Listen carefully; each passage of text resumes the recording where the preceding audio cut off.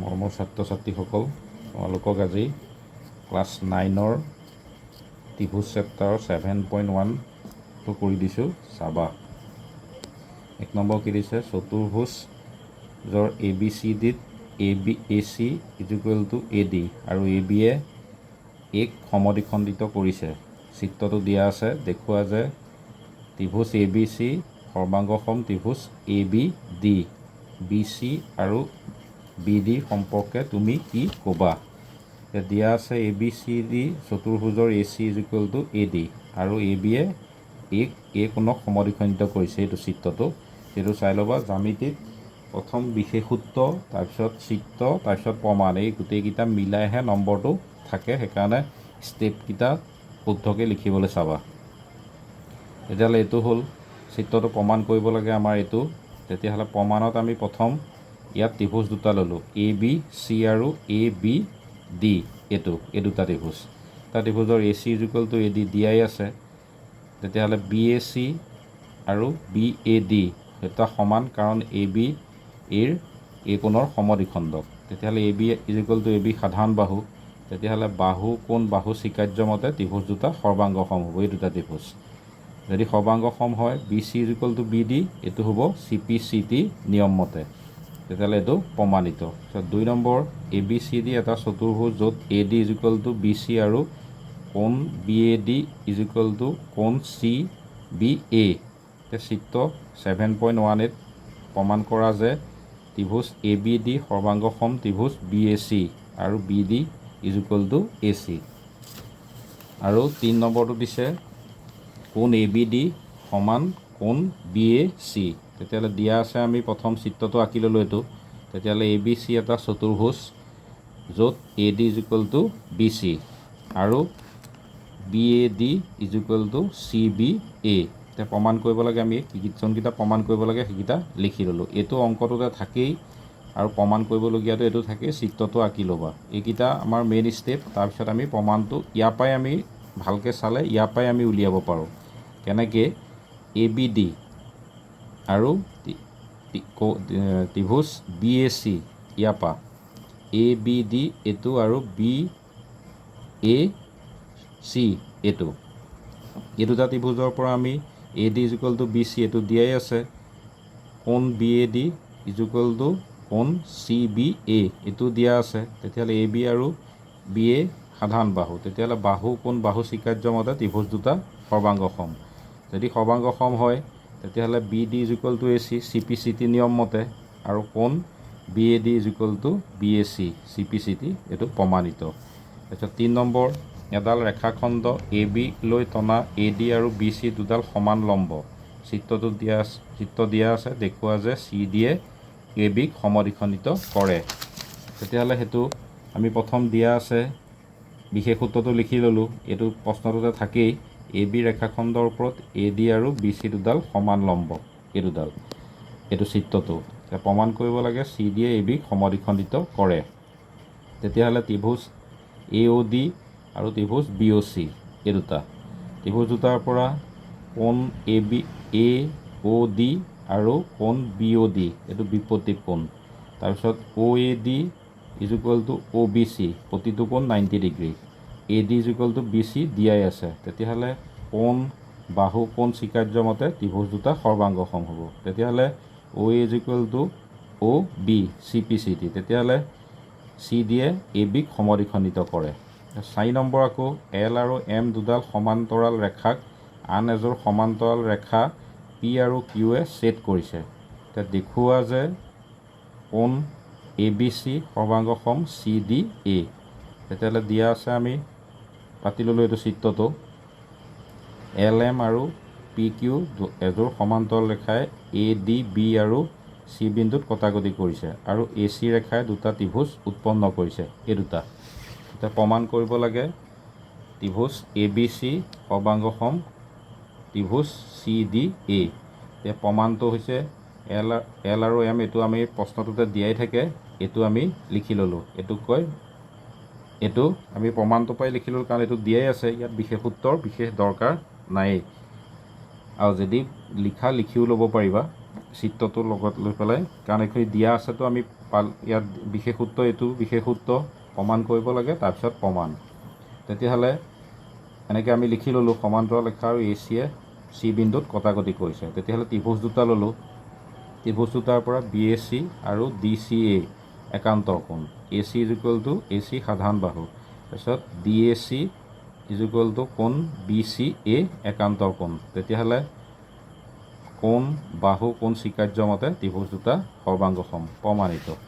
5 number, L ৰেখাডালে এ কোণক সমদ্বিখণ্ডক আৰু B এলৰ ওপৰত যিকোনো বিন্দু বিৰ পৰা কোণ এৰ বাহু দুটালৈ বি পি আৰু বি কিউ দুডাল লম্ব চিত্ৰ এইটো দিয়া আছে, দেখুৱাব লাগে ত্ৰিভুজ এ পি বি সৰ্বাংগসম ত্ৰিভুজ এ কিউ বি। আৰু 2 নম্বৰ, B P is equal to B Q বা বি এৰ দুটা বাহুৰ পৰা সমদূৰত্বত অৱস্থিত। এতিয়া দিয়া আছে, আমি এইটো পাতি ল'লোঁ বিশেষ সূত্ৰ এইখিনি। তাৰপিছত প্ৰমাণ কৰিব লাগে এইকেইটা, ইয়াত আমি পাতি দিলোঁ। পাতি পেলাই আমি প্ৰমাণটো কৰিলোঁ। এতিয়া ত্ৰিভুজ এ পি বি আৰু ত্ৰিভুজ বি এ কিউ বিত তেতিয়াহ'লে আমাৰ এ পি বি সমান কোণ এ কিউ বি, প্ৰতিটো কোণ 90 ডিগ্ৰী। তাৰপিছত কোণ B A P is equal to কোণ বি এ কিউ, এইটো বি এ কোণৰ সমদ্বিখণ্ডক। তেতিয়াহ'লে A B is equal to A B সাধাৰণ বাহু। তেতিয়াহ'লে কোণ বাহু কোণ স্বীকাৰ্য মতে ত্ৰিভুজ দুটা সৰ্বাংগসম। আকৌ 2 নম্বৰটো B P is equal to B Q, C P C T. তেতিয়াহ'লে বি এ কোণৰ এৰ দুটা বাহুৰ পৰা সমদূৰত্বত অৱস্থিত, প্ৰমাণিত। তাৰপিছত 6 নম্বৰটো কি দিয়া আছে, চিত্ৰ 7.21ত A C is equal to A B is equal to A D আৰু B A D is equal to কোণ ই এ চি। এতিয়া দেখুৱাব লাগে B C is equal to D E, এইটো চিত্ৰটো। এতিয়া দিয়া আছে, আমি পাতি ল'লোঁ এ বি চি ডি চতুৰ্ভুজৰ চিত্ৰমতে এইটো দিয়া আছে। এতিয়া প্ৰমাণ কৰিব লাগে B C is equal to D.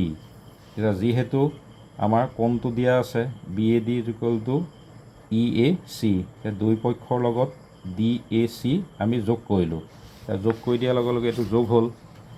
যোগ হোৱাৰ লগে লগে আমি এইটো কোণ হিচাপে পাতিব পাৰোঁ B A C is equal to D A C, 1 নম্বৰ। আকৌ এতিয়া এই দুটা ত্ৰিভুজ ল'লোঁ, ত্ৰিভুজ দুটাৰ পৰা A B is equal to A D দিয়া আছে, B A C is equal to কোণ ডি এ ই 1 নম্বৰ এইটো, তাৰপিছত A C is equal to E দিয়া আছে। তেতিয়াহ'লে বাহু কোণ বাহু স্বীকাৰ্য মতে ত্ৰিভুজ দুটা সৰ্বাংগসম। তেতিয়াহ'লে B C is equal to D C P C T এইটো প্ৰমাণিত হয়। 7 নম্বৰ, এ বি এডাল ৰেখাখণ্ড আৰু পি ইয়াৰ মধ্যবিন্দু। এ বিৰ একেফালে থকা ডি আৰু ই দুটা এনে বিন্দু যাতে B A D is equal to কোণ এ বি ই আৰু ই পি এ কোণ is equal to D P B, চিত্ৰ এইটো। তেতিয়াহ'লে প্ৰমাণ কৰিব লাগে, দেখুওৱা যে এইকেইটা দিছে। তেতিয়াহ'লে আমি দিয়া আছে, প্ৰথম এইখিনি পাতি ল'লোঁ ইয়াত এইখিনিলৈকে, তাৰপিছত প্ৰমাণ কৰিব লাগে এই দুটা। ইয়াত তেনেকৈ আমি পাতি দিলোঁ এই দুটা। তাৰপিছত প্ৰমাণত আহিল যিহেতু E P A is equal to D P B, দুই পক্ষৰ লগত ডি পি ই যোগ কৰিলোঁ, এইটোৰ লগতো যোগ কৰিলোঁ, এইটোৰ লগতো যোগ কৰিলোঁ। ইয়াত যোগ কৰাৰ লগে লগে এইটো কোণ D P A is equal to E P B, 1 নম্বৰ দিলোঁ। তেতিয়াহ'লে এই ত্ৰিভুজ দুটা ল'লোঁ, ত্ৰিভুজ দুটাৰ পৰা D P A is equal to E P B, 1 নম্বৰ এইটো। A P is equal to B P, কাৰণ পি এ বিৰ মধ্যবিন্দু। তাৰপিছত P A D is equal to P B E, এইটো দিয়া আছে। তেতিয়াহ'লে কোণ বাহু কোণ স্বীকাৰ্য মতে ত্ৰিভুজ দুটা সৰ্বাংগসম। তেতিয়াহ'লে A D is equal to B হ'ব, চি পি চি টি, প্ৰমাণিত। তাৰপিছত 8 নম্বৰটো আকৌ কি দিয়া আছে, চি বিন্দুত সমকোণ সহ এ বি চি এটা সমকোণী ত্ৰিভুজ আৰু এম অতিভুজ এ বিৰ মধ্যবিন্দু চিক এমৰ সৈতে ৰেখাৰে সংযোগ কৰা হ'ল বা সংলগ্ন কৰা হ'ল, আৰু ডি বিন্দুলৈ এনেদৰে বহাই দিয়া হ'ল যাতে D M is equal to C M. D বিন্দুক বিৰ সৈতে ৰেখাৰে সংলগ্ন কৰা হ'ল, চিত্ৰ দিয়া আছে, দেখুওৱা যে এইটো। তেতিয়াহ'লে আমি প্ৰথম প্ৰমাণকেইটা এইকেইটা দেখুৱাবলৈ দিছে, দিয়া আছে, আমি বিশেষ সূত্ৰটোৰ পৰা এইটো লিখি ল'লোঁ। এইটো চিত্ৰটো এইটো প্ৰমাণ কৰিব লাগে, এইকেইটা লিখি ল'লোঁ। তাৰপিছত 1 নম্বৰ, এ এম চি আৰু ত্ৰিভুজ বি এম ডিত A M is equal to D M, এইটো এম এ বি কৰ্ণৰ মধ্যবিন্দু। তাৰপিছত A M C is equal to B M D বিপত্তি কোণ, C M is equal to D M দিয়া আছে। তেতিয়াহ'লে বাহু কোণ বাহু স্বীকাৰ্য মতে ত্ৰিভুজ দুটা সৰ্বাংগসম, এইটো 1 নম্বৰ দিলোঁ। 2 নম্বৰ আকৌ AMC সৰ্বাংগসম BMD 1ৰ পৰা এইটো পৰা ল'লোঁ আমি। এতিয়া AMACM = BDM CPCT একান্তৰ অন্তঃকোণ, তেতিয়াহ'লে BD পেৰেলেল AC বা সমান্তৰাল। তেতিয়াহ'লে ইয়াত আকৌ BD = AC, BD ছেদক BC ছেদক, তেতিয়াহ'লে এই কোণ দুটাৰ ছেদকত এডাল সমান্তৰাল ৰেখাক এডাল ছেদকে ছেদ কৰিলে তাত উৎপন্ন হোৱা একেফালৰ কোণবিলাকৰ যোগফল সদায় 180 হয়। তেতিয়াহ'লে এইটোত আমাৰ 90 পাতিলোঁ, এইটো = 180, তেতিয়াহ'লে এইটো উলিয়ালে 180 বা 90 বিয়োগকৈ দিলোঁ 90, তেতিয়াহ'লে DBC এটা সমকোণ।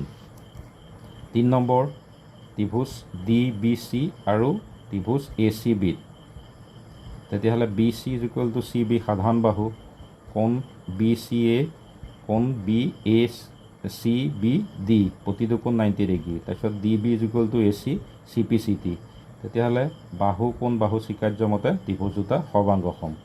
আকৌ DC = AB CPCT মতে, তেতিয়াহ'লে এইটোৰ হাফ এইটো হাফ কৈ দিলোঁ, এইটো হাফ মানে CM = half of AB, CM = half of আকৌ DC দিয়া আছে, তেতিয়াহ'লে প্ৰমাণিত। তাৰপিছত 9 নম্বৰটো দিয়া আছে ত্ৰিভুজ ABC সৰ্বাংগসম FDE আৰু AB = 5 চেণ্টিমিটাৰ, B কোণ 40 ডিগ্ৰী, A কোণ 80 ডিগ্ৰী আৰু D 6 চেণ্টিমিটাৰ হ'লে তলৰ কোণটো শুদ্ধ। কিন্তু এইটো দিয়া আছে 1 2 3 4, ইয়াত কোণটো শুদ্ধ উলিয়াবলৈ দিছে। এতিয়া আমি সেইটো চাবলৈ হ'লে দিয়া আছে প্ৰথম ত্ৰিভুজটো পাতি ল'লোঁ, কাৰণ এইকেইটা আকৌ সদৃশ, A লগত F সদৃশ, B লগত D সদৃশ, C লগত E সদৃশ। তেতিয়াহ'লে AB 5 centimetre, DE 6 centimetre, B কোণ 40, A কোণ 80, তেতিয়া গতিকে C উলিয়ালে 180 পৰা আমাৰ 80 + 40 কৰিলোঁ 60 ডিগ্ৰী। এতিয়া সৰ্বসমতা অনুসৰি F কোণ আৰু A কোণ 80 ডিগ্ৰী, D কোণ B কোণ = 40 ডিগ্ৰী, E কোণ আৰু C কোণ 60 ডিগ্ৰী। এতিয়া আমি যিকেইটা দিয়া আছিল আমাৰ এইকেইটা পাতি ল'লোঁ। পাতি ল'লে এইটো 5 চেণ্টিমিটাৰ হ'লে আমাৰ ভুল হয়, এইটো নহয়। DF = আমাৰ কিমান হ'ব লাগে, DE = 6 চেণ্টিমিটাৰ, তেতিয়াহ'লে এইটো আমাৰ নিমিলিব, তেতিয়াহ'লে এইটো অশুদ্ধ হ'ব। DF = 5 হ'লে এইটো 60 হ'ব, কাৰণ এইটো আমাৰ F = আমাৰ 60 আছে এইটো, আৰু এইটো 5 আছে, 5 হ'লে নিমিলিব, এইটো 5 এইটো 60, এইটো শুদ্ধ হ'ব। DE = 6 চেণ্টিমিটাৰ, আকৌ E = 60, এইটো শুদ্ধ হ'ব। D = 6 আৰু D কোণ 40 ডিগ্ৰী শুদ্ধ, তেতিয়াহ'লে এইটো ভুল আছে। তেতিয়াহ'লে ইয়াত শুদ্ধ উত্তৰ Dটো হ'ব 2 3 আৰু 4। 10 নম্বৰটো কি দিছে, এই প্ৰশ্নটোত এটা উক্তি দিয়া আছে, Aৰ বিপৰীত এটা যুক্তি R দিয়া আছে। এইটো দিয়া আছে যদি ABC আৰু PQR ত্ৰিভুজৰ BC = QR আৰু B কোণ = Q কোণ, তেতিয়াহ'লে AB = PQ হয়, তেনেহ'লে ABC সৰ্বাংগসম PQR, গতিকে CA = PR, কোণ BCA = কোণ QRP আৰু কোণ BAC = QPR CPCT। যুক্তি আকৌ সৰ্বসম ত্ৰিভুজৰ ক্ষেত্ৰত অনুৰূপ অংশসমূহ সমান হয়, আৰু আমি CPCT লিখোঁ সৰ্বসম ত্ৰিভুজৰ অনুৰূপ অংশসমূহৰ কাৰণে। তলত দিয়া বিকল্প কেইটাৰ পৰা শুদ্ধ উত্তৰটো বাছি উলিওৱা। যুক্তিখিনি এইখিনি দিয়া আছে, তেতিয়াহ'লে আমি দিয়া আছে এইটো পাতি ল'লোঁ। ইয়াত AB BCৰ মাজেৰে অন্তৰ্ভুক্ত কোণ হৈছে B কোণ আৰু PQ আৰু QR মাজেৰে অন্তৰ্ভুক্ত কোণ হৈছে Q কোণ। সেয়ে AB = PQ, BC = QR, B কোণ = Q সতি সমান, অৰ্থাৎ দুটা বাহু আৰু অনুৰূপ কোণ সমান। তেতিয়াহ'লে ত্ৰিভুজ দুটা সৰ্বাংগসম, বাহু কোণ বাহু স্বীকাৰ্য মতে, তেতিয়াহ'লে উক্তি এইটো সত্য। যুক্তিত এইটোত আকৌ সৰ্বসম ত্ৰিভুজৰ অনুৰূপ অংশসমূহ সমান বুলি কোৱা হৈছে, সেয়ে যুক্তি আৰু সত্য। তেতিয়াহ'লে শুদ্ধ উত্তৰ Bটো হ'ব উক্তি A সত্য, যুক্তি আৰু সত্য, কিন্তু যুক্তি R উক্তি Aৰ শুদ্ধ ব্যাখ্যা হয়। তেতিয়াহ'লে তোমালোকে এইখিনি চাবা, চাই ভিডিঅ'টো শ্বেয়াৰ আৰু লাইক কমেণ্টটো কৰিবা, তেতিয়া ময়ো ইনস্পায়াৰ্ড হ'ম।